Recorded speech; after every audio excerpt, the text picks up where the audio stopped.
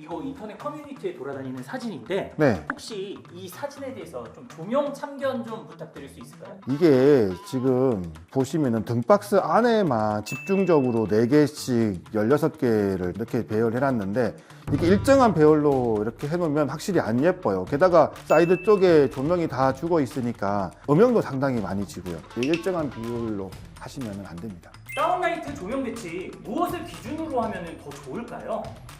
이게 조명 설계는 좀 복잡한데요. 일단 그 공간의 조명 밝기를 얼마나 할 거냐에 따라서 총량을 일단 정해야 될 거고, 그 공간에 어떤 활동들을 주로 하는지 그거에 따라서도 좀 틀려지고요. 그 다음에 가구 배치들이 어떻게 돼 있는지 이게 제일 중요합니다.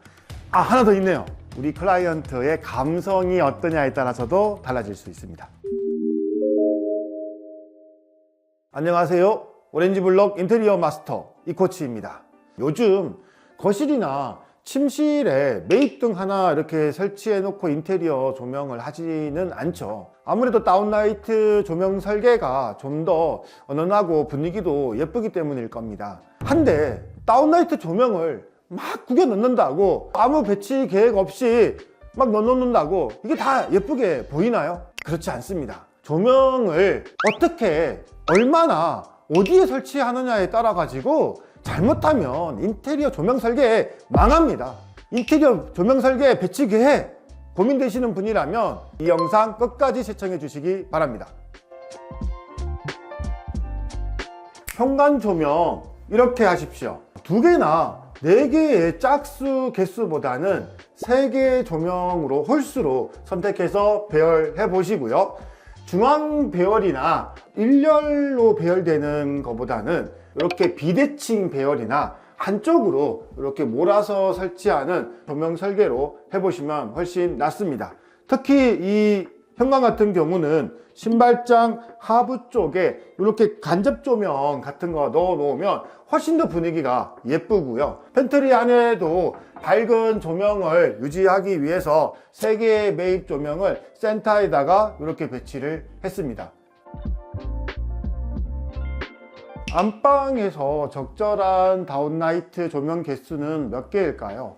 보통 우리 안방 같은 경우에 50에서 60W LED 조명으로 예전에 많이 배치를 했었는데요. 그런 기준으로 봤을 때 다운라이트가 10개에서 12개 정도가 적절한 개수가 될 것 같습니다. 침대라든가 또는 이런 붙박이장이라든가 또는 이런 화장대라든가 이런 거에 조명 설계를 꼭 해야 되고요.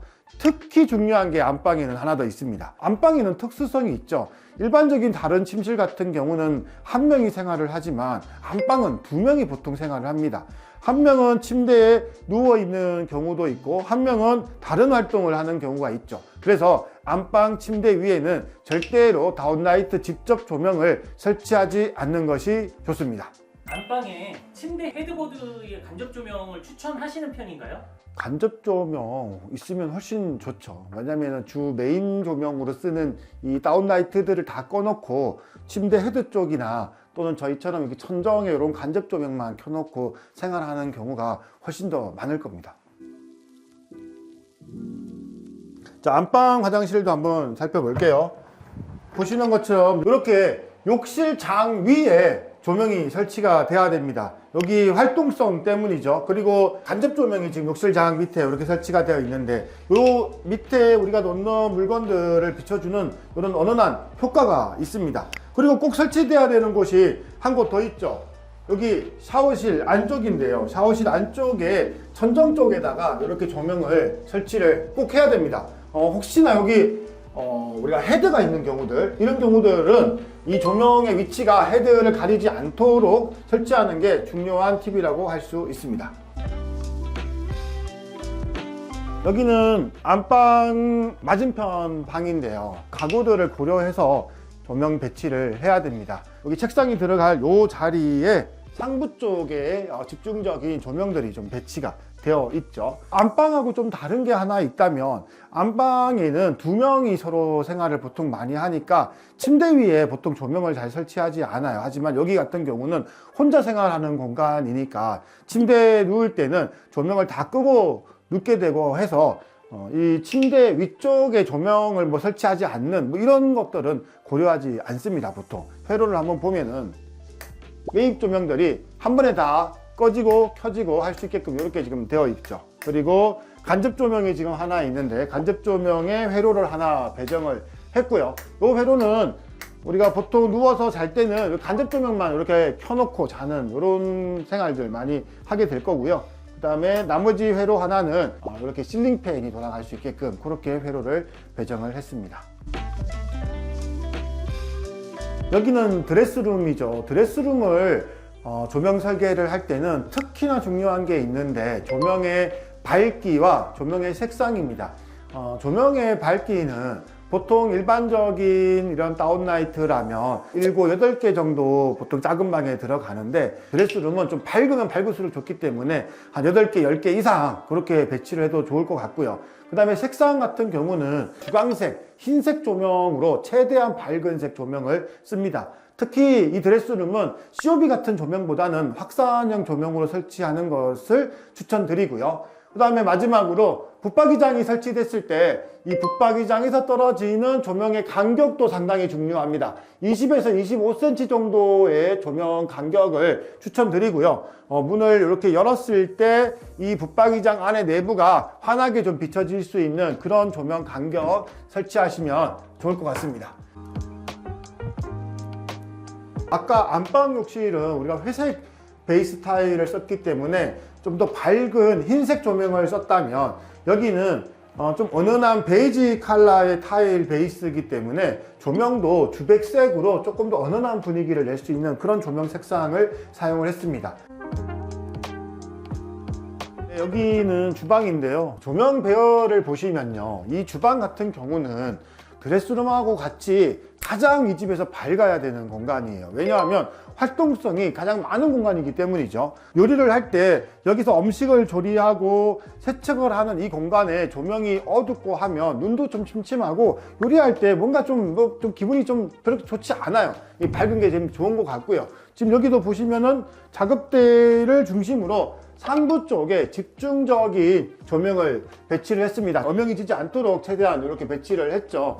그리고 더 메인 또 조도를 확보하기 위해서 싱크대 상부 쪽 라인에 또 간접등을 넣어 가지고 평상시에는 이 간접등 라인을 켜놓고 이 연연한 분위기를 좀 낼 수 있는 그런 것까지도 만들어 봤습니다. 주방에서 또 중요한 게 하나 있는데 식탁 조명이에요. 보통 펜던트라든가 그런 포인트 조명을 설치하는 경우도 있지만 여기는 클라이언트가 그런 건 원하지 않아서 지금 이렇게 매입 조명을 설치를 했고요.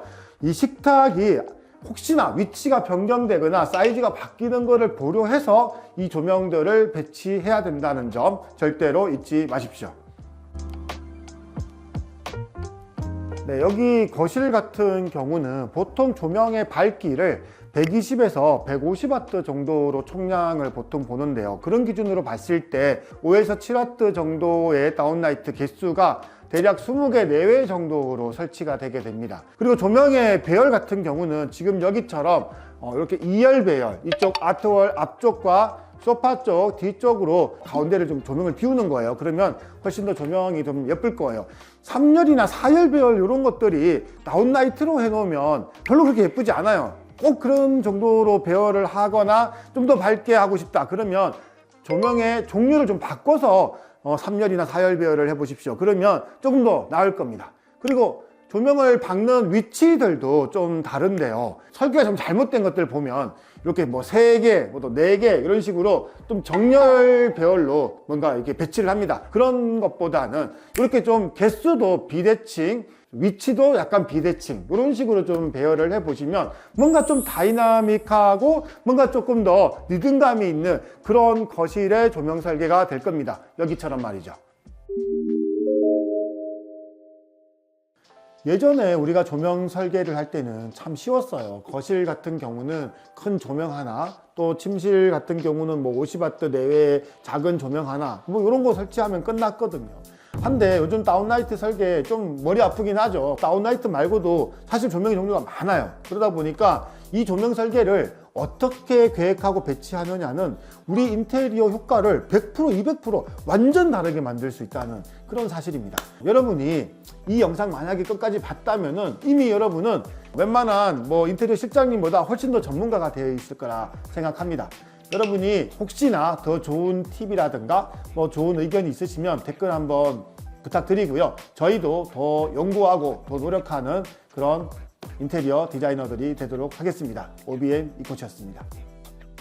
제가 팁을 하나만 좀 더 드리자면, 아까도 잠깐 얘기했지만 짝수보다는 홀수가 낫고, 그리고 황금 비율이라는 게 있어요. 1대 1.618이라고 요 비율을 가지고 좀 비대칭 배열을 해보면 훨씬 더 멋진 디자인이 나올 겁니다.